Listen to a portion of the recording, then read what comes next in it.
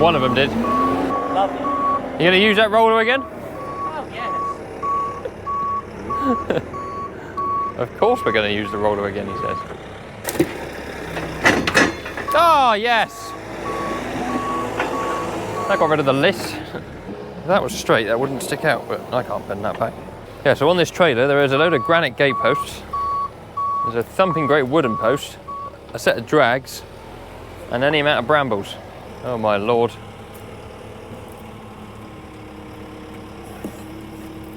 Bit concerned about the height that he's dropping this from.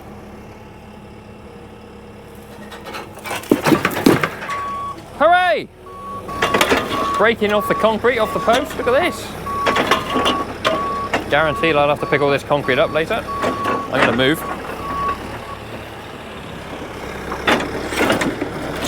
I think this is what pallet forks were designed for.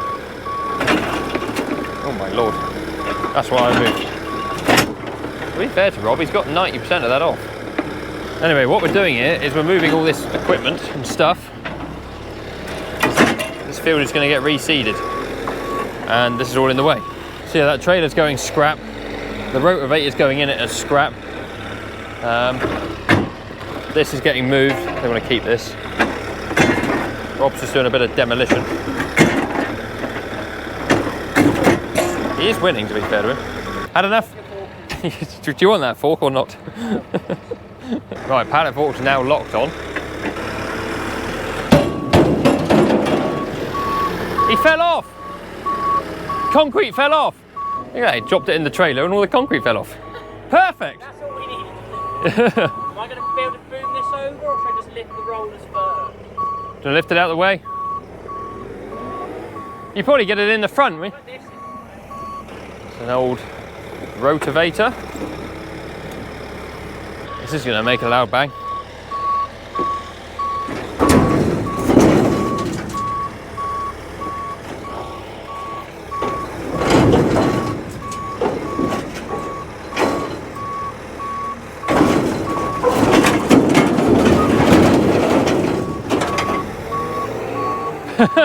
Perfect.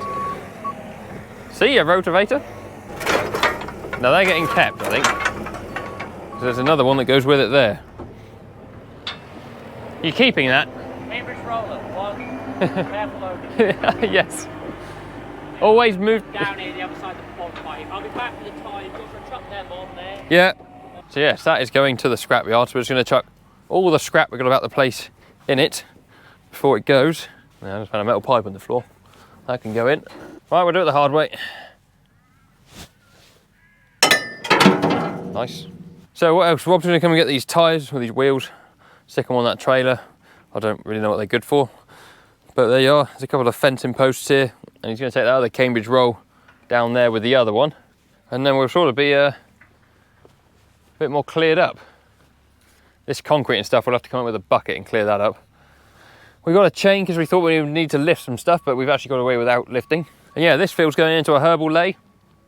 So Jacob, who was doing the dung spreading yesterday, I think he's coming back today, so he's going to do this one just lightly, and we'll probably graze it again this season, and then plaster it, plough it, reseed it, and whatever later on. So that's part of the SFI scheme, putting this into herbal lay, I believe. Do you want the chain? Want me to roll it on there? I don't know how precious you were about the tyre. I think they've been up here for 20, 25 years. Off the old county, I think. Better keep them another 25 years yet then. You have a county, did you? We had one, we had two. Oh, did you? Oh no. That was just a practice run. Steady. Oh, he's done this before, sports fans. Look at how that fence post is balancing.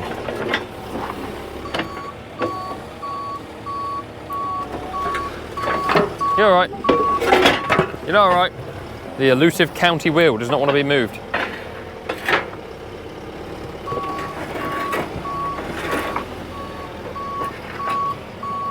That's a good fence post there. We can't throw that away. Save that one for best. There's another one here, look. They can be reused. Nothing wrong with them. There's a bit of weight on this trailer now with all those granite posts. Yeah, the other one definitely is. Oh, that's right then. It sounds like the bearings might have gone. There he goes, sports fans. The pride of the trailer fleet. I have no idea where he's going with it, but it's moving. I don't think it would go very far on the road. Not sure that would be sensible either. Hopefully all this will disappear. There's a block there that trailer's been sat on for years. Yeah, I should have moved a few of these concrete bits. Chuck them in the bottom of the hedge. Yeah! We are. We are. Now, rather bizarrely, it's actually cooled down this morning since milking. It was proper muggy, and like all the midges are out and biting, and the cows are not happy, kicking their units off. And we were supposed to be going to a farm walk today, but I think that's been cancelled, which is a bit of a shame. But we had a group come here yesterday. I think they're called the Coast to Coast LIC group. So we had people from like Somerset. There was one chap come all the way from Bristol, Honiton, sort of Exeter direction, which was good. They all seemed to enjoy having a look round. It's really good to talk to other farmers, go to farm walks and see what other people are doing. I really enjoy it, which is why I was quite excited about the one we're going to today, but can't odds it. And 2 or 3 of them even watched the video, so that was good. Hopefully I've chucked this far enough in the hedge here that the hedge trimmer man won't find it. And it hasn't really done any damage to the hedge. We also need to have a fire here where all this wood's piled up. So that'll be fun. It'll burn like anything. I'm just doing a bit of chain harrowing on my way back. I can hear Rob down here somewhere, making lots of noise, so I'm going to see what's going on. Well, the trailer made it. Rob's brought down a big piece of timber as well. Concrete ramp in the slurry pit there. There's quite a sharp drop off the end of it into the pit, so we're going to put a piece of wood there so that when they're going in and out, it's not quite so bad. Lovely reversing. Take you up to show you the progress that's been made in the pit. Look, there's a lovely big hole full of liquid. Might be worth sucking a bit of it out. I don't know how deep it is. Also, can we just talk about how long this pipe is? Absolutely hooning great thing. See, Jacob's done a pretty good job at cleaning the bank off, has been going as well. But yeah, as you come down here, look, there's just a massive drop there, like off the end. So I think Rob's going to reverse down, plonk that bit of wood there, push it up tight, and then there's a bit of a speed bump to go in the pit. The problem is the Manitou hitch will catch on the concrete, and then you'll just start chipping away at the concrete and ruining the hitch, and none of that's any good.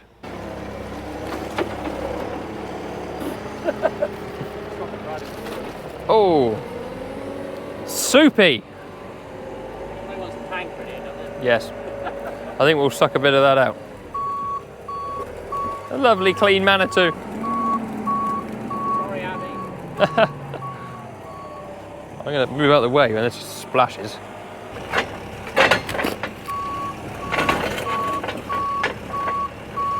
Is that too big? I don't know if it's going to help. That's too big, I think, isn't it? I'll put those planks of wood on it.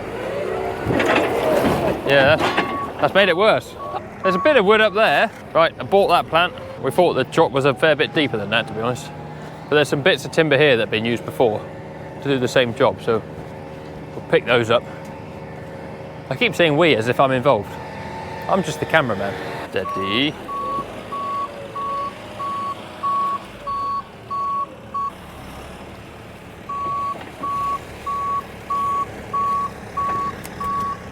Perfect. Do you know if Jacob's coming today? They're coming, but later on. We're going to suck a load out because yeah, he's deep.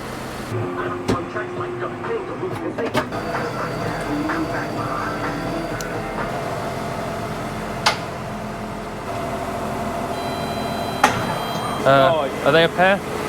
Yeah. So this one will do your spread and fill. So put that on the electric. Yeah, put that on the electric one. Right. And then And this one will be on the middle screw. open and close. Right. You right back and down? I'll back down there, yeah. Back down, see if we can get out. Right, it's bleeping at me because we plugged the air brakes in.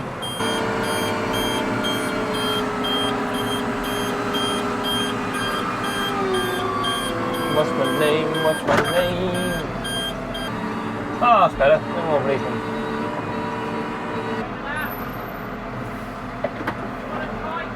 Yeah.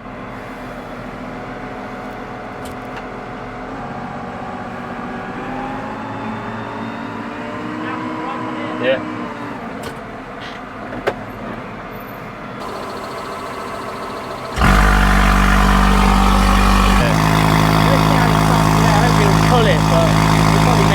probably deeper out here.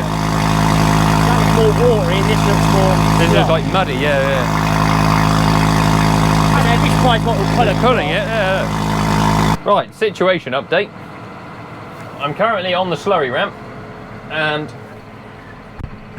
I got right to the top, and then I started spinning. And I'm on the greasy side. If I was on the other side of the ramp, I'd have been alright, I think, because that's dry. But anyway, I've basically got to sit here now. Rob's gone to grab the chain, put it on the front of the handler. We're just going to pull it forward. It's nearly going, it's just not quite. So a little tug from the handler, a bit of weight on the front.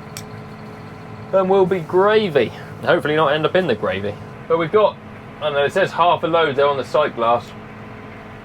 Of course, all the weight is at the very, very back of the tank at the moment. Which takes it off the rear axle of the tractor. We've got a full set of weight on the front, but it's just all wrong. All wrong.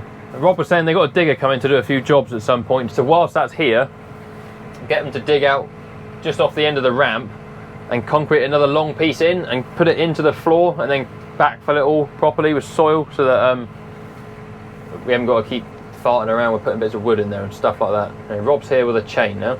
Right, change of plan. Problem with the Manitou is if you put it anywhere on the headstock and you ruin the headstock, then you've ruined your headstock. So I've done it before with a headstock on it wasn't on a Manitou, it was actually on a case telehandler. We tried to lift the eye of a trailer out of the soil. We put the chain around one of the hooks. So Manitou's got two little hooks like this that hook up into the headstock. And we put it around one of the hooks and we lifted it, and all we did was bend the hook straight, and then that's ruined it then. So we've got the other tractor here, we might as well use that. It'll be nearly as heavy as the handler. And it'll have four-wheel drive and diff lock on that as well. So I think that is a more sensible option. But I can't move. I got both my feet on the brake. If I let my foot off it, oh, he is holding himself. Started sliding a minute ago.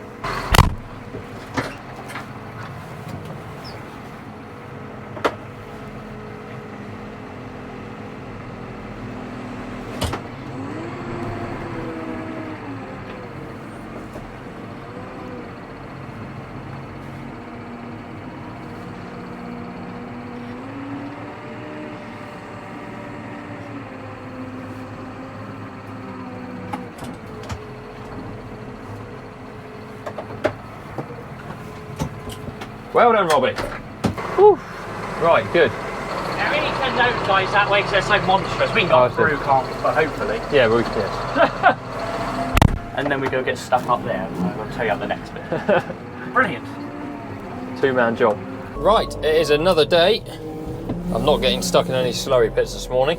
Me and the boss man here have been over doing a lot of heavy pruning, I'm going to call it.